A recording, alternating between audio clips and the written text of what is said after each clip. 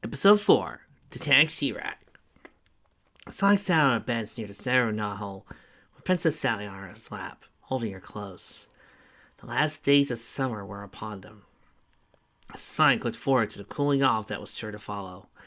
Some of the leaves were just beginning to turn brown. Sonic thought he could detect a faint chill in the north wind. He shifted his weight and pulled Sally a little closer. The duel they had fought had done more than Sonic had dreamed it would, and he couldn't be happier. He worried that the relationship he shared with Sally would be irreparably damaged, whatever the outcome. Instead, it brought him that much closer. Sally realized that Sonic would do whatever it takes to keep her safe, regardless of what it might cost him personally. She had promised never to act without consulting her friends first, and Sonic intended to hold her to that promise. Sally snuggled to Sonic's chest and put her arms around his neck. She seemed so much more confident now than she had been lately. It sure had something to do with the fact that Robotropolis had been exceptionally quiet lately. His own attentiveness to her. There was more to it. For the most part, Sonic thought the change in her should be attributed to the revival of Sandra. Sonic's face darkened at the thought of her. He still didn't trust her completely, even though she had proved her loyalty numerous times during missions to Robotropolis. It's just that he thought there was more to her than she was letting on. Whenever he looked into her crystal blue eyes, as he called them, he got the impression that she was not so much looking at you, so much as into your heart and soul. He hated feeling like he was only an open book for her to read. Sally noticed the change in Sonic's demeanor. "Penny for your thoughts?" she murmured into his ear. Sonic smiled and shrugged. "Just things," he answered evasively. Sally placed her hand on Sonic's cheek. "And am I one of those things?" she asked in a low purr. Sonic kissed her cheek. "You know you're always in my thoughts, Sal." Sally smiled and blushed. "Then how about we get some chili dogs before tonight's raid?" "Nah, I'm not all that hungry," he said, voice distant. Sally immediately turned Sonic's face towards her and looked into his eyes. "Now I know something's wrong, Sonic," Sally said, concerned. "You never passed up a free chili dog in your life. Now out with it." Sonic tried to turn her away, but Sally held his face firmly. He stared at her a moment longer and dropped his gaze. "You know already," he said, sighing. Sally's mouth twisted in displeasure. "It's about Sandra, isn't it? Sonic, how many times have we been through this? I'm certain she is who she says she is. She knows things about my father that not even Robotnik could have known." Side note, I found out that there's this fan comic called SATAM DX, where Sally gets a sister. It's really interesting. Shame it's only 3 issues. I don't question her being an adopted princess or coming from the void. I just think there's more to her than we know. I mean, how did she get the super speed? She says she just developed it. Sal, that's got to be bogus. I was born with it. Why hasn't she? How should I know, Sonic? Maybe when her parents knocked her out to save her, it started her up. Maybe she was born with it. Maybe it's Maybelline. But never knew about it. Hell, we don't even know why you have super speed. I just don't like it. Not one bit. Well, I have a theory that maybe Sonic is somehow connected to the Chaos Emeralds itself, being that point of chaos that causes mayhem and devastation that manages to wreck shit up. I mean, if you just look at the scenarios Sonic's been in and the things that he has wrecked, he's that little bit of chaos that ruins everything. Heck, even Death Battle practically confirmed it, and it was practically confirmed in the RC comics about how Sonic is that little bitty bit of chaos that manages to change all the variables.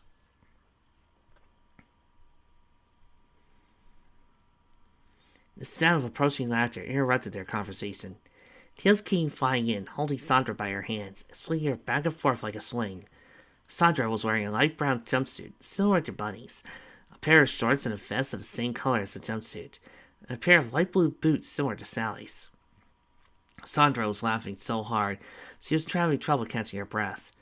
Tails, who by this time should have been tiring out, just smiled at her and kept going until they were out of sight.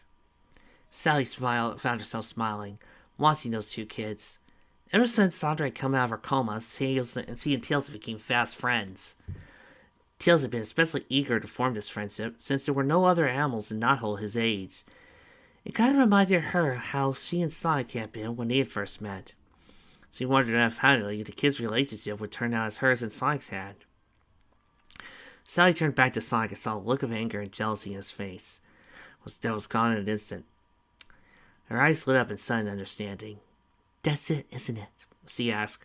"What's it?" Sonic asked, a barely disguised hint of anger in his voice. "You're jealous." "Say what?" "You're jealous because Tails is spending more time with Sandra than with you lately." "Don't be stupid," Sonic said, turning away. "Why would that bother me?"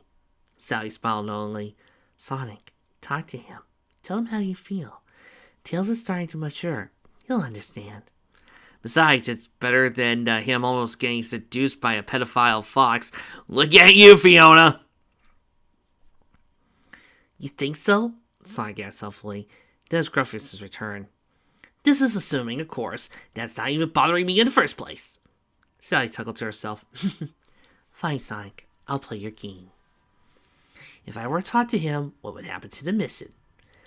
"It can happen in an hour or so." Sally stood, smoothing out her vest. "This is something important to you. Go ahead." "Thanks, Sal," Sonic said, standing and hugging her, forgetting this was supposed to be a hypothetical situation. "I'll make it up to you. You just say how." He let go and sped off in the direction Tails and Sandra had flown. "Actually, Sonic," she said after he had gone, "this is just a small part of what I'm doing for you." She sat down on the bench and closed her eyes, thinking of a time not too far in the future when maybe hers and Sonic's relationship would be more than just boyfriend-girlfriend. "Woo!" Sonic sped through Knothole, calling for Tails. "Man, I was sure they went in this direction!" He thought as they entered the great forest. He skidded to a halt and stopped and called again. A ball of orange and white fur exploded onto Sonic, knocking him flat. Before he could say, "What the?" Tails grabbed Sonic and pulled him into the bushes. Sonic started to ask what was going on, but Tails clamped his hand over Sonic's mouth and held a finger to his lips. In a few seconds, Sandra came running by, calling Tails' name as much as Sonic had done moments before. Her cheeks were a bright pink, and Sonic thought it wasn't just from running. After she passed, Tails let Sonic go and sat up shivering. "Yo, what's going on, little bro?" Sonic asked, though a part of him really didn't want to know the answer. "Are you alright?" "Sonic, Tails stammered. Whoa, easy there, Tails. Just take a deep breath and start from the beginning. Did you and Sandra have a fight or something?" "No, we didn't. As a matter of fact, you couldn't be more wrong." "Then what?" Sonic asked, as for answer growing. Tails took a few deep breaths and cleared his throat. "We were sitting down," he began calmly, "just talking about how nice it was to finally have someone our own age to play with, when I must have reminded her of something, and she got this real sad look on her face. Out of nowhere, I got the idea to kiss her on the cheek! You know, like I do to Aunt Sally and Aunt Bunny, just cheer her up or whatever. Thing is, it seems she had the same idea, and..." "You ended up kissing, lip to lip, like me and Sally do," Sonic concluded heavily. Tails nodded. If he knows his friend's discomfort, he said nothing about it. "First, we just stood there, stunned. But then we closed our eyes, and, well, I can't describe what happened next. All I remember is feeling like I was floating on a cloud, and that my insides turned to water. After we stopped, we just sat there, looking at each other, and I ran before anything else could happen." Tails looked at Sonic in the eyes. "Sonic, I'm scared. Scared of what might happen. Scared of how I felt. Scared of what I want to feel like again. Sonic, what's happening to me?" "Puberty," he asked plaintively. "Before, I never even wanted to be near any girls. But, you know, Sandra's all I think about. Does this have anything to do with that talk Aunt Sally's been pushing you to give me?" Now it was Sonic's turn to stammer. Well, Tails, I'm kind of caught off guard by this. You're right, it does. But I'm going to need time to figure out how to say what needs to be said. You know, for some odd reason, all I can imagine is how tough this would be to explain to Cream." Tails nodded. "Okay, I guess I should talk to Sandra about this then, see how she feels about this." "No!" Sonic said quickly, starting the young fox. Lowering his voice, he continued, "Wait for me to get back. I'm going to talk to Sal about this and get her advice. Once we talk, then you can talk to Sandra." "Okay, I'll be in my hat." Tails flew off, somewhat unsteadily, as if drunk. Sonic 2 spied at top speed. He was so distracted he ran right into Bunny and Antoine walking hand in hand. In seconds, all three were tangled in a heap. You please to be getting your feet out of my face, Sonic! Antoine yelled, angry at the interruption. Sonic stood up and helped the others stand. Do you know where Sally is? He asked quickly, distracted. Can you apologize to us before you start asking questions, Sugar Hound? Bunny asked, dusting herself off. No time. This is big and important, guys. Please understand. Well, our princess is in the room, briefcasing others about the raid tonight. We have to run guard duty, otherwise we would be being there as well. Thanks, Aunt. Choose it! Before they could brace themselves, Sonic took off, leaving them both in the ground in his wake. Wonder what that was all about, Bunny remarked, picking herself up. Then she saw Tails flying to his hut, bunking into things along the way. As he pointed out to Antoine, who suddenly nodded. I have been believing I have seen that look before. It is being on my face whenever I'm kissing you. Really? Bunny asked. I'll never notice. Let me see if I can get on your face right now. That's what exactly she did, forgetting about their guard duty for a moment. Thank you for more Bunny Antoine scenes. He ran to the war room, where, as Antoine had said, Sally was just starting to brief everyone about the mission that night. Yo, Sal! He said, panting heavily. We really need to talk, right now. What is it, Sonic? Ari asked, standing up. Is there some trouble? An attack, maybe? No, nothing like that, Sonic returned, a bit nonplussed to see him, Lupe, and other members of the wolf pack there. It's just that something big has come up all of a sudden. Are you sure they cannot wait? Lupe asked, scratching the scar on the side of her nose. This would be one of our biggest raids on Robotropolis. Rota and Sir Charles believe they are close to finishing the Diva Bonsizer, and they need only a few parts to complete it. And now, I need to find out who's doing the voice of Lupe and SATAM. I'll be right back, folks. Crap! The voice actress isn't in anything I watched! Well, she was in a few things I've seen, but it's been years since I've seen some of the materials she's been in, so I'm just gonna wing it for now. Sonic stopped cold. That's what the raid is for? He asked. Sally nodded. Yep. I wasn't going to fill you in till later, because I didn't want to get your hopes up. Now, was it so important you had to interrupt? Sonic fought with himself. Half of him needed her advice, but the other half wanted his Uncle Chuck back. As a living, breathing animal. Eventually he said, It's really private, Sal. It's really important. I promise I won't keep you long. We'll be right outside, she told the others. She walked out with Sonic right behind her. Okay, Sonic, she said once they were outside. You got me out here, so talk. Between stammers, Sonic explained what had happened between Tails and Sandra. Sally got a pained look on her face. Oh boy, she said, worried. I see the problem. Looks like the raid is off tonight. I don't know about that, Sal, Sonic said, glancing inside the hut. Lupe's right. This raid is modo important. Maybe. But Tails and Sandra's emotional well-being are more important.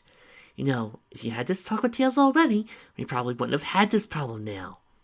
Sal, this is no time to be pointing fingers. I just need some advice on how to go about this. If I knew how to do it, don't you think I would have by now? As it is, I'm going to have a talk with Rosie about talking with Sandra. Remember, she may look 16, but she's only 11.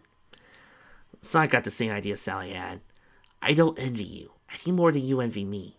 Well, what am I going to do? Rosie gave me the talk, but you're going to her.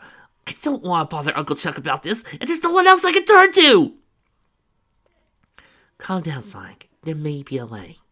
Sally took the Colt from her boot and opened her up. Nicole, access map to Sanctuary display. Accessing now, Sally, Nicole said. Sanctuary what? Sonic asked, scratching his head. Sanctuary. Sally repeated as Nicole displayed a holographic map.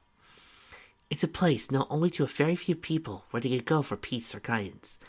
I myself go there once or twice a year for a day or so, just to get away for a while.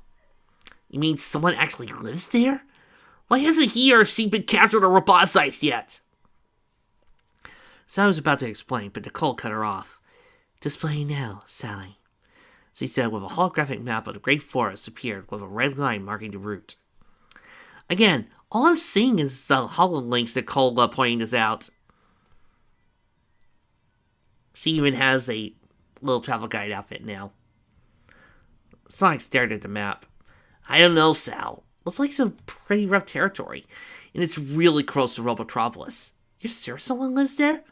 Nicole, end display. It's too long to get into now, Sonic. Just ask the priest. He'll explain it. A priest? Sonic asked, totally reluctant. Sal, you know I ain't never been one much for religion.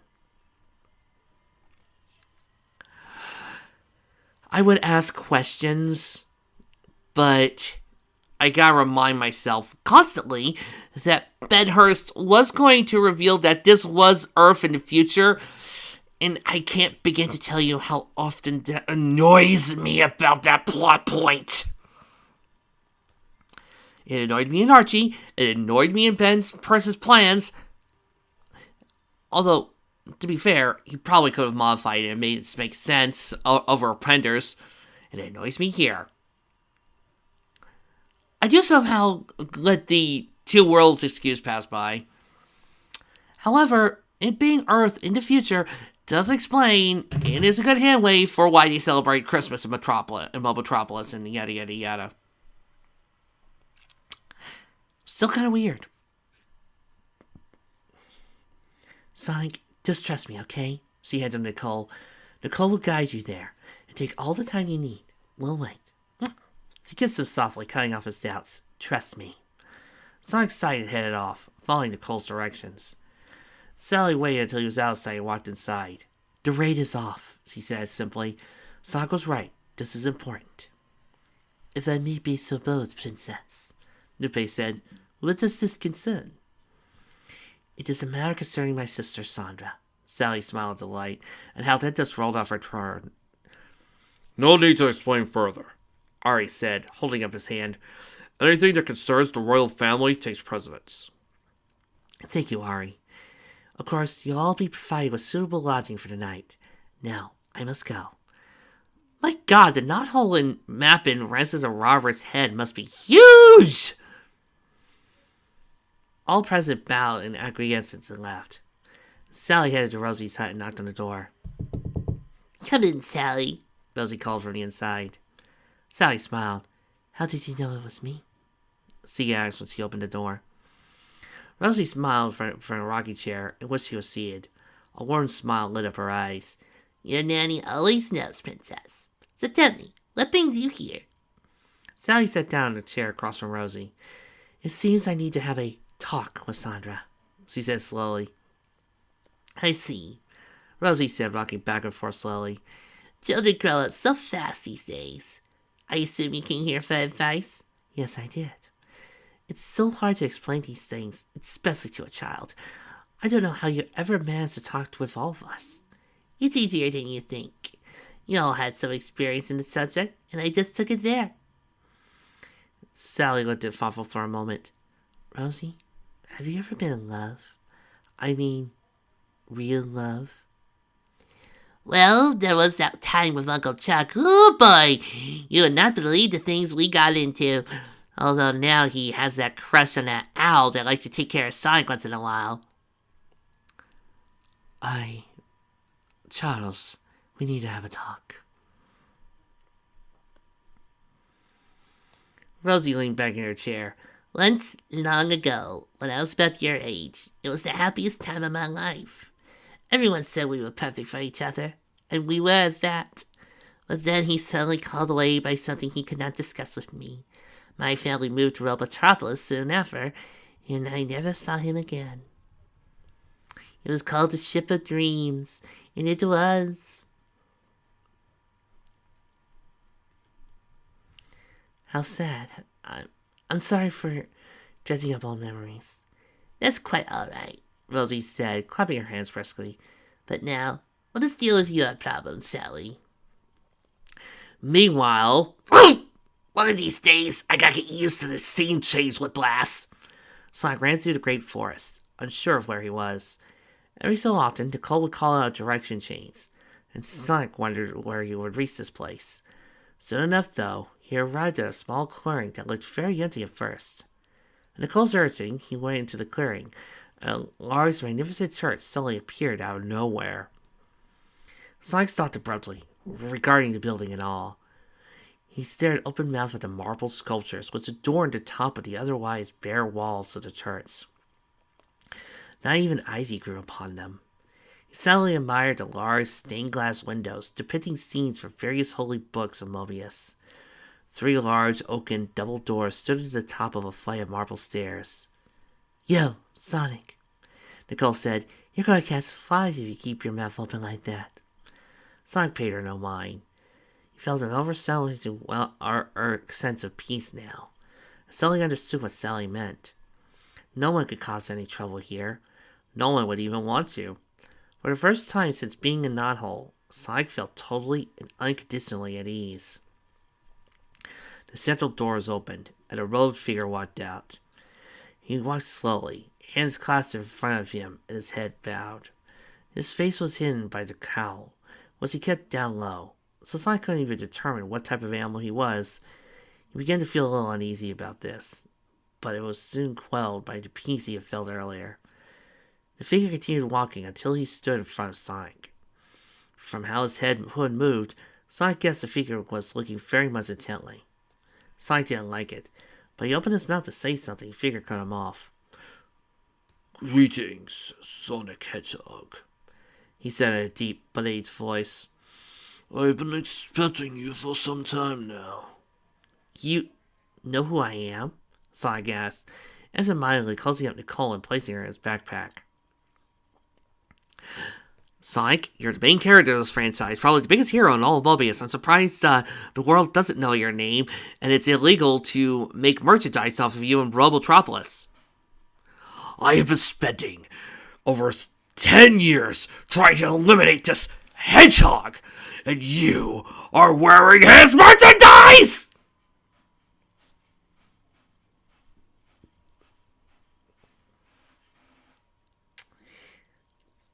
"Of course," the figure said, turning around, walking up the stairs.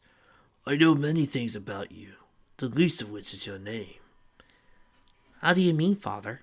Sonic asked, following him. "First of all, please call me Tanis. I belong to no one religion.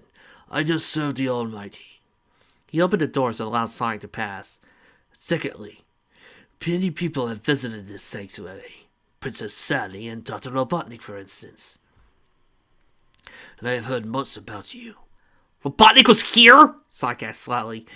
"Why would you let that—" Tanis clapped his hands over Sonic's mouth. "Please remember where you are, Sonic," he said in hushed tones. "This is a sacred place." "I'm sorry," Sonic said after Tanis removed his head.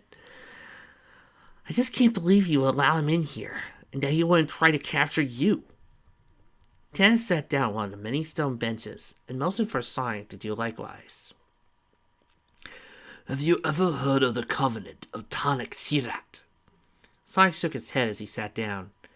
Tanis seemed to smile, but Sonic could not be sure his face was mostly hidden. "Then I must tell you the story. Many centuries ago, Mobius was in a very dark age. All the races were fighting for control of the planet. Not a minute went by without someone, somewhere, getting injured, maimed, or killed. Then one day, the leader of the Holy Ones, a woman by the name of Idril Sirat, arranged a meeting with all the leaders of the races. Buddy, let's not add a few more gods to the mix, okay? I've just gotten my head wrapped around the Great Walkers and gotten my head wrapped around the idea that the special zones are controlled by a panda god. He pointed to a stained glass representation of a rather beautiful female mouse dressed in a robe similar to the one he was wearing. Though the Holy Ones themselves were made of many different races, their jobs as servants of the Almighty bound them together beyond their physical appearances and personal beliefs. When all the leaders had shown up, Idria ushered them into a cave and had the entrance blocked by a large boulder.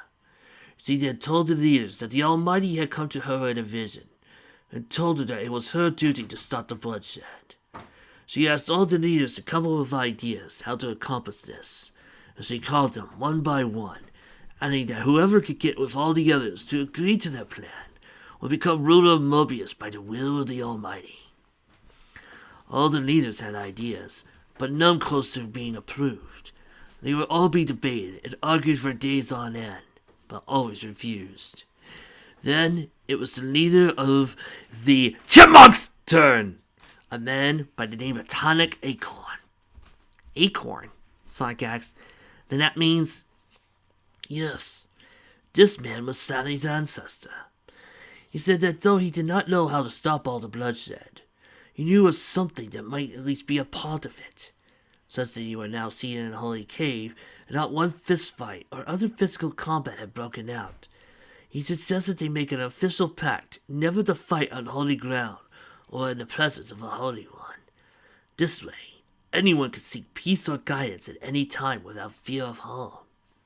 But, he added, this would force the Holy Ones to assume a role of neutrality throughout the ages, to ensure that whatever battle that raged would not be affected by the Holy One's beliefs or actions. He asked Idria if the Holy Ones would accept such a role. She then immediately answered that they would, but she asked for a clause in this covenant were broken. Any and all Holy Ones would be released to act as if their hearts dictated. Try as they might, no creature could fault the plan. Again, it was debated for days, mostly because no one wanted to admit that Tanik was right. Eventually, all present consigned themselves to the covenant, and so was born the ruling house of Acorn, and many places of peace all over Mobius. Pardon me for interrupting again, but how many of you are there? When I last contacted my brethren, there were over 40 of us spanning all reaches of Mobius. Wow, Sonic said, letting out a long breath. Please, continue your story. You know, there's a part of me that just wants to imagine Sonic would actually be fast asleep by this point. They left then, each imbued with an inner peace that took back their clans. Within days, most of the bloodshed had stopped, simply because they had found something on which they could all agree. In honor of the two responsible, they called the covenant the Tanis Shi, and has endured to this day. This very sanctuary was constructed by Idriel Shirat's own hands, just as the city which became known as Mobotropolis was first constructed by Tanis Shi, Acorn. And so, while wars have come and wars have passed, the covenant has endured without fail for over 700 years. So, the House of Acorn has been ruling that long? Sonic asked. Not continuously. As I've said, some coups did occur, but there was always a return of power to the Acorns. Robotnik once asked me if the string would end if there was no longer an Acorn to rule. And honestly, I had no choice but to tell him yes.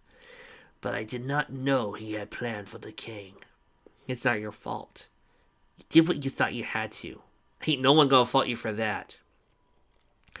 True, but there is another problem. I am the last of the line of Shirat. When I die, there will be no one left to enforce the covenant. True, none of us Holy Ones have been roboticized. But then again, there are so few other creatures left who are not over roboticized, and fewer still could be considered mates.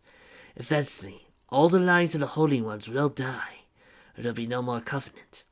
Well, we ain't gonna let that happen, Sonic said, standing. I promise you, we will defeat Snively and restore all Mobians how they were before. Tanis pulled back his hood, revealing a mouse's face that was well past middle age. I fear that may come too late for me. He sighed and folded his hands in his lap. But I'm sure you did not come here just to hear me talk about days of old. What brought you here today? Sonic sat down again, visiting uncomfortably. Well, my best friend, Tails, is that age where he's begun to notice and have feelings for girls. He's always been like a younger brother to me, so I'm the best choice to give him the talk. Well, you could always require Shadow. I heard he's got an amazing porn collection. I know what to say, but I don't know how to say it. This is one of the most important times in his life. I don't want to mess it up by saying the wrong thing, especially since the girl he's falling in love with I don't completely trust yet. You must be talking about Sandra. Sally told me all about her, and your misgivings about her. Very well. I understand your concern. I too was once young and in love. But circumstances did not allow it to continue. Give me a few moments to ponder and pray for guidance. I will return with my advice shortly. So saying, he stood and walked to the front of the church, where he knelt and bowed his head. Nearby, in the great forest, Belsonic was leading the first group of a new version of SWAT bots in a field test. Sniffling had installed an extremely rudimentary form of artificial intelligence in them, just enough they could learn from their mistakes. He entrusted Metal Sonic with the task of testing it out and looking for any bugs. "Sweep the area!" Metal Sonic ordered. "Look for any signs of non-plant life!" "Yes, sir," the robots droned. Half of the squadron fanned out in a search mode, while the other half used the scanners. Metal Sonic waited patiently for them to finish, not really expecting anything to come from it. "Priority 1, Hedgehog alert!" A nearby SWAT bot exclaimed, scanner blinking excitedly. "Hedgehog alert!" Metal Sonic asked. Well, looks like we're really going to see what you guys are made of. Come on, and stay quiet. Yeah, I decided to stick with my doll-like voice. Sonic sat calmly on the bench, waiting for Tanis to finish. Normally by now he would have been up and pacing, but the sense of peace that this place gave him was powerful enough that even an action-loving fellow like himself was content to just sit and do nothing. After about 15 minutes, Tanis raised his head and stood up. He walked back toward a subtly attentive Sonic and sat down from him. "I have my answer," he said solemnly. "But first, I must ask you a question. Has Sandra given you any reason at all to doubt her motives?" Sonic considered for a moment. "No," he made it grudgingly. "She's not. It's just that my gut instincts are telling me she's not what she seems." "I understand. Here is my advice. Until such time as she gives you reason to doubt her, try to accept her as one of your family, as Sally has. This is not to say you should discount your gut instincts. Just hold them back until they can be proven or disproven." What's that got to do with Tails? "I was getting to that. You mentioned that Tails may be falling in love with Sandra, and you are afraid that may color your talk with Tails, correct?" Sonic nodded wordlessly. "Then the answer is simple. Treat this as a talk between a father and son. A father often has to put his own feelings aside for the benefit of his children." Right. So I should find Amadeus then. "Yes, you should. Try to get in that mindset, and it should make things easier." Perhaps, but that still doesn't help the fact that I don't know how to put what needs to be said. Start by asking what he already knows, and work from there. Take your time, and try to answer all his questions fully as they come up. If his well-being is that important to you, I'm sure you will know what to do when the time comes. Thank you, Tanis, Sonic said, shaking his head. I feel better about this already. I should get back to Knothole before something else happens while I'm gone. "Quite all right," Tanis said, standing up and drawing his cowl over his head. "If you ever need to talk again, I'm sure Nicole will need you back here." Sonic smiled and walked down to church. He skipped down the steps, full of new energy. He was on such a natural high, he thought nothing could bring him down. Just as he reached the bottom of the stairs, he was grabbed roughly by two sets of robotic arms. "What the?" Sonic exclaimed in surprise. He looked around and saw a SWAT bot on either arm. He struggled to get free, but was caught fast. Now, bro," grated a metallic voice nearby.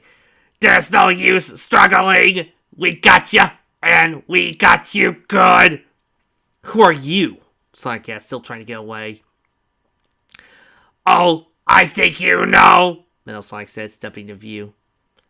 You must be Metal Sonic, he said contemptuously, looking the robot up and down. You don't seem like all that. "So, we finally meet face to face, Sonic," the robot said. "We're like flip sides of the same coin. You good, me the evil, but we'll be mirror images once you've been roboticized.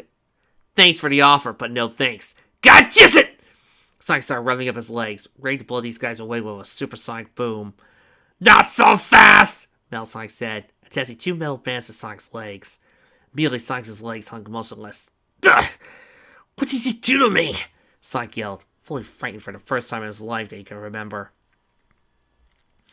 Metal Sonic grinned, showing his pointed teeth. Just temporarily blocked off all messages from your brains to your legs, he said, pulling out the bands. The effect will last for an hour or so, just long enough to get you into the roboticizer. Sonic pulled with all his might away from the SWAT bots, feeling one hand for a moment. He reached his backpack for a power ring, but he realized that he stopped carrying them since the incidents with the deep power stones. What a mistake. The SWAT bot grabbed Sonic's arm again and held it tighter, causing Sonic to yell in pain. You know, I like the sound of that, Sonic said. Make him do that again. That will be quite enough, a voice said from the top of the stairs. Metal Sonic turned and saw Tanis standing there, hands folded in front of him. The hood was down low once more, so Metal Sonic did not know who he was. Stay out of this, old one, Metal Sonic sneered. We came just for the hedgehog. No need to throw your life away. If Tanis was perturbed by this, he did not show it. By the covenant of Teac Taild, I command you to release him and leave this place in peace. I don't know who you are or what you're talking about, but I am a fair robot. Let's compromise. How about I leave this place in pieces? Metal Sonic started training a laser rifle on Tanis. I warned you, old one! He fired a rifle, striking Tanis in the chest and catapulting him through the doors of the church. Tanis! Sonic yelled. He tried to get to him, but legs were still not responding. He was still caught.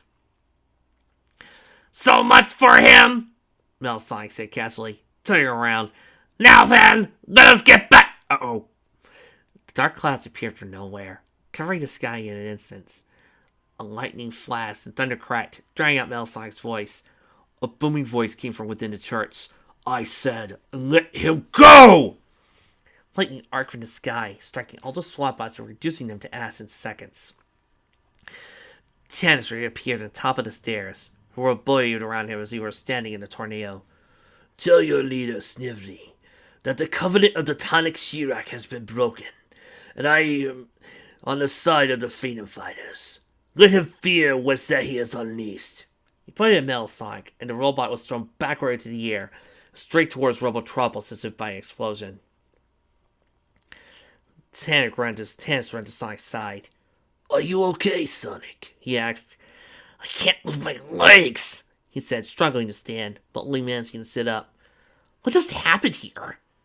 They broke the covenant, and now they will pay. I will transport you back to Knothole, and then begin my preparations to join you. Join you? Join us? Yes. It is no longer safe for me here, so I will move the church to the outskirts of Knothole. When you see Tani, tell her what has happened, and that I am now at her disposal. But how will I...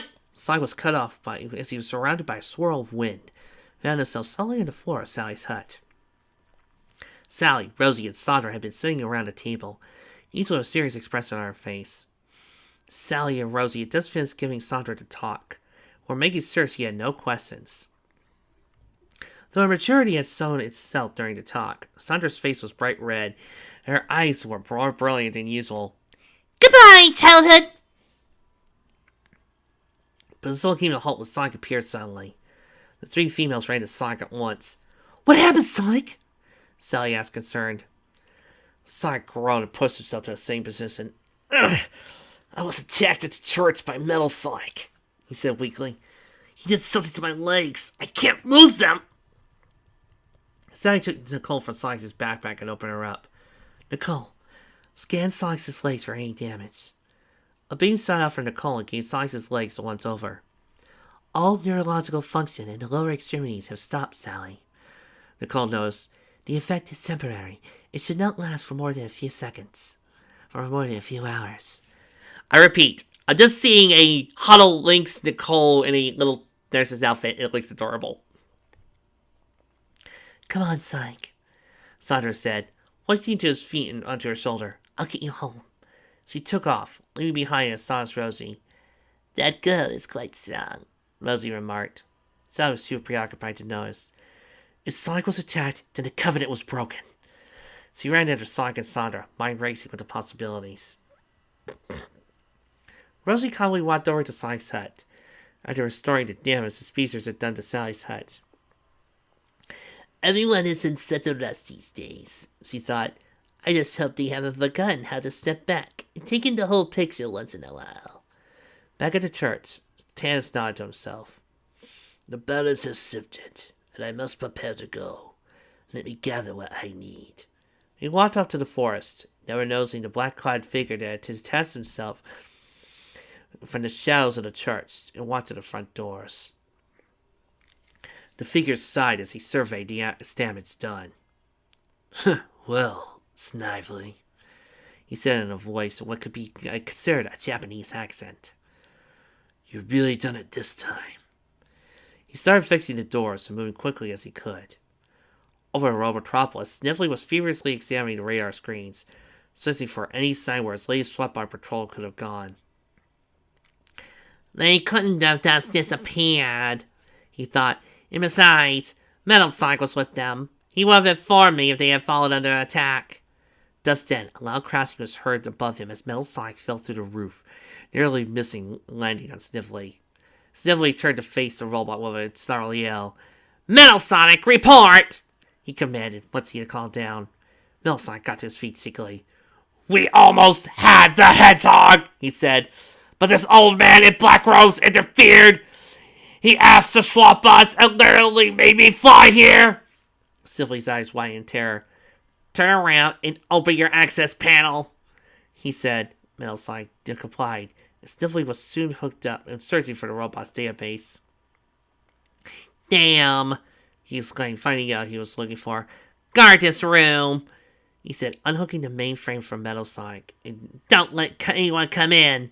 Yes, sir, Metal Sonic said, leaving the room as ordered. Snively waited until Metal Sonic closed the doors, and returning to the mainframe. He flipped the switch, and a nearby button glowed red. I had hoped that I wouldn't have to resort to calling him, but desperate times call for desperate measures. He slammed his fist on the button, then settled back in his chair to wait. At that point, Shadow appeared. Yes, I know this fanfic was made before Shadow was even a thought in their eyes.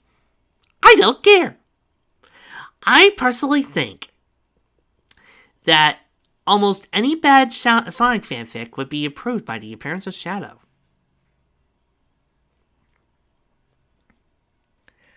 What, you can't tell me those Final Destination pieces of shit we sat through together, people weren't improved by a little bit by Shadow. Sally burst into Sonic's hut, just as Sandra was positioning Sonic on a bunch of pillows she had scrounged up somewhere. Tell me whether you're comfortable, she said. Yeah, Sonic grumped. You want to be helpful? Go get Tails and tell him I want to talk to him. You got it, she said, and sped out the hut. Sonic tossed and turned as best as he could. I hate when people have to take care of me, he muttered. So, what you doing here, Sal? Sonic, are you sure you were attracted to Church? Sally asked, barely able to keep the excitement out of her voice. It wasn't in the forest by the church? Sonic rolled to face her. Positive, Sal. Taz said the Covenant was broken, and he was on our side now. He said something about moving here soon, being at your disposal. Sonic, do you know what this means? Right now, Sal, all I care about is getting my legs back under me. Oh, of course, Sally said, calmly immediately. I'm sorry, Sonic. You just relax, and I'll get you whatever you need. Oh, come on, Sal. I hate being waited on. No argument, Sonic. I'm going to be in the kitchen making you a huge plate of chili dogs. You deserve it. She kissed him full on the lips, cutting off his arguments and walked to the kitchen. Paralyzed with legs, free chili dogs. Paralyzed with legs, free chili dogs. Oh, I think I'm going to make this out better than I thought. Sonic sighed and settled back on the pillows, watching Sally with a smile on his lips. You know, he thought, watching her work, a guy might just get used to this. Shake it, quick it, booty, shake it around. His eyes widen. Wait a minute, what am I thinking? One thing at a time, Sonic! Hey, Sonic, Tails said shyly, flying in through the window. you want to talk to me now? Yeah, Tails, sit down. Rule number 1, never argue with a woman when she's determined to get her way, because they'll always play dirty to get it. Tails looked down for a moment, confused. Then just started laughing. Sonic laughed too. It helped break the ice. Soon Sonic got down to business, telling Tails all he needed to know, and doing a pretty good job of it. Tails had some questions, but they were ones Sonic anticipated, and handled them expertly. Afterwards, when Sonic had finished and was waiting for any final questions, Tails just sat and lost in thought. I understand what happened now, he said. It all makes sense. Hormones! That was a simple way to put it out. Well, you wouldn't be surprised at how well I've been studying. Yeah, it's simpler than it seems in some respects, but much more complicated in others. I can only tell you the basics. You have to learn the rest on your own, because everyone experiences it differently. But if you ever need to talk, just find me. Okay, little bro?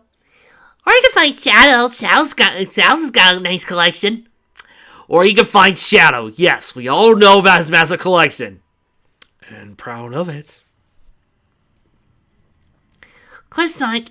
But now me and Sandra have a little surprise for you. A surprise? Sonic asked worriedly. What is it? Tails smiled craftily. You'll see. He flew out of the hut just as Sally returned from the kitchen, carrying a huge plate of chili dogs as promised. Sally set the plate on the table and lay down next to Sonic, wrapping her arms around him and burying her head in his chest. You handled that very well, Sonic, she said, looking up at him. You'll make a fine father someday. Chills ran up Sonic's spines. There was something in the way she looked at him and the way she said that worried him. Before he could come up with anything to say, however, Tails returned with Sandra. Oh God! Sally's in heat! Run, Sonic! He's in you too, Tails said, Sonic noticing he was carrying Sonic's own guitar. We're not interrupting anything, are we? No, Sonic said quickly. So what's the surprise?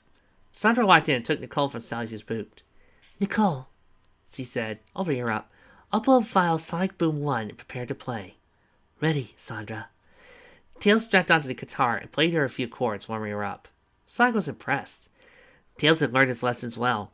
Is this going to turn into a Sonic Boom fic? Because if it is, I need to get ready. I need to do some Sonic Boom fanfics for Fandom Fridays. I just need to let you know. Sandra placed Nicole on a chair and stood in front, slightly to the side of Tails. I know I've been taking up a lot of Tails' time lately. I wanted to do something for you to apologize. Nicole, begin, she said. Nicole came to life and started playing music to which the likes that Sonic had never heard before. Tails was adding in his own guitar improvisation, letting loose some really intense riffs. Sandra was tapping her foot, getting to the beat. Then as he launched into a song with Tails singing backup that was destined to become Sonic's favorite. Anyway, a little something like this. If you're strong, you can fly. You can reach the other side of the rainbow. It's alright, take a chance. 'Cause there is no circumstance that you can't handle when you use your mind. Sonic boom, Sonic boom, Sonic boom. Trouble keeps you running faster. Sonic boom, Sonic boom.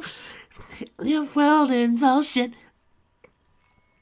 One of these days, I'm going to think about my top 10 favorite Sonic songs that have lyrics in them. Spoiler, Sonic Boom is probably number 5. Sonic just laid there, holding Sally and listening and humming along. I guess I was wrong about her. He thought as the song moved to the instrumental bridge. If she cares enough about me to actually take the time with Tails to sit down and write this song, it shouldn't be too hard to like her after all. Meanwhile, stiffly sat in Robotropolis, waiting patiently for the one he had summoned to show up. He hated the waiting, but he hated what was being forced to do even more. A slight scraping sound caught his attention. He looked up and stared at the sounds. I know you are there, Donovan, stiffly called. You might as well come out. I'm not impressed. A light gray fur squirrel with a shock of black hair stepped into the light. He wore a black vest, black gloves, black boots, and shades, giving him an air of martyr and danger. You should have been more careful in programming your robots, Snively, he said in the same voice heard earlier in the turrets. You've now broken the Covenant and shifted the balance of power heavily in favor of the Phantom Fighters. I know what has happened. I don't need to be reminded, Snively snapped. And the name is Snively. Whatever. So why have I been brought here? As you said, the balance has been shifted, and I need you to restore it. That much is obvious, he said, removing his shades and staring into Snively with dagger-like gaze. What do you have me intend to do? Snively would. The freedom fires are like a chain. Each link depends on the others. But among all those links, there is the weakest one that, when broken, will cause the chain to fall apart. I want you to find me that weakest link and bring it here. Donovan called a dark smile, bringing evil light to his black eyes. Consider it done, Snively, he said, replacing his shades and stepping back into the shadows. I'll bring him here myself. Good. You know the layout. Now go. He waited a moment to make sure, then called Snellsock in. I want productions of the new SWAT stepped up as soon as possible. Is that understood? Of course, Metalsock answered. I thought I heard voices. Never mind that. You have your orders. Very well. Metalsock left to carry out his orders. Snively smiled a sly smile. It's so easy to manipulate Donovan into working for me. And it should be easier to get him to finish the job. He let loose a laugh to frighten away a few rats, and not much else.